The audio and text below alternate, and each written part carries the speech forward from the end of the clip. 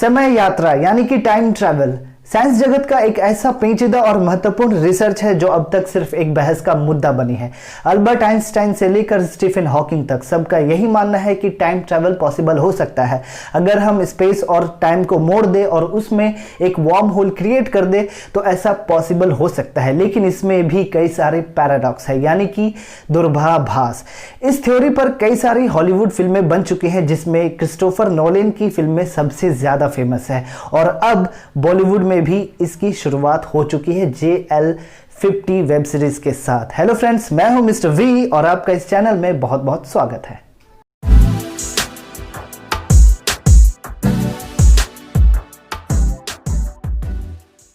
Hollywood में 6 साल पहले famous film maker Christopher Nolan ने स्पेस और टाइम से जुड़ी थ्योरीज पर एक फिल्म लेकर आए थे जिसका नाम था इंटरस्टेलर।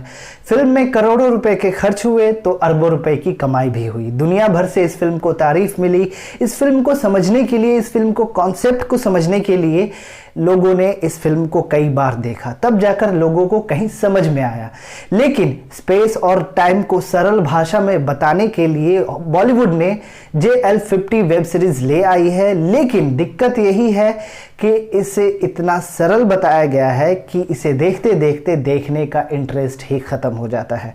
रिव्यू करने से पहले हम इस फिल्म की कहानी पर नजर डालते हैं।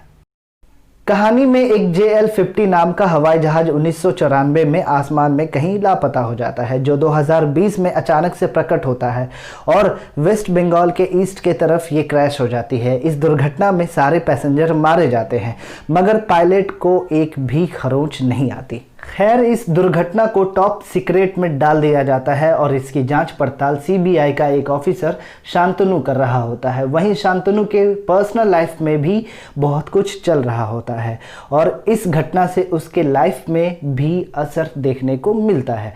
शांतनु को ये लगता है कि ये सब एक किसी का रचा रचाया खेल है जो इसे टाइम ट्रैवल का मोड़ देना चाहता है। इन्वेस्टिगेशन में बहुत सी चीज़ें निकलकर सामने आती है जो इस गुत्थी को सुलझाने में काम आती है। अब ये हवाई जहाज कैसे, कहां से और क्यों आई, इसके पीछे किसका हाथ है और सच में टाइम ट्रैवल का कोई अस्तित्व है भी या किसी ने इसे टाइम ट्रैवल की शक्ल देने की कोशिश की है, ये सब जानने के लिए आपको वेब सीरीज देखनी पड़ेगी। इस सीरीज की सबसे खास बात यह है कि इसमें कुल 4 एपिसोड्स है और चारों एपिसोड्स आप 3 घंटे के अंदर खत्म कर देंगे। लेकिन यही इसका माइनस पॉइंट भी है क्योंकि इसे देखते वक्त आपको एक समय ऐसा लगेगा कि थ्योरी को बहुत आसान भाषा में समझाया गया है जिसे देखते देखते देखने की इच्छा खत्म हो जाती है। पहले के 2 एपिसोड्स आपको बांधे रखती है, कब क्या होने वाला है इसके क्वेश्चंस आपके दिमाग में चलते रहते हैं। 3rd एपिसोड खत्म होते होते तक आपको सारी चीजें मालूम चलने लगती है। 4th एपिसोड आपको सेटिस्फेक्शन देगी लेकिन उतनी नहीं जितनी कि क्रिस्टोफर नोलन की फिल्मों में होती है। बात करें एक्टिंग की तो अभय देओल CBI ऑफिसर शांतनु के कैरेक्टर में बिल्कुल फिट बैठते हैं। लेकिन मैंने ये web series specially Pankaj Kapoor के लिए देखी है क्योंकि लंबे समय बाद उन्हें स्क्रीन पर देखकर आंखों को ठंडक और दिल को सुकून मिली है। ये एक ऐसे एक्टर है जो अपनी आंखों से और बॉडी लैंग्वेज से ही एक्टिंग कर डालते हैं। वही अंदाज और वही जोश के साथ कमबैक किया है। वहीं दूसरी ओर पीयूष मिश्रा जो इतने अच्छे कलाकार है, इतने मजे हुए कलाकार हैं, वो अपने कैरेक्टर से भटकते हुए नजर आते हैं।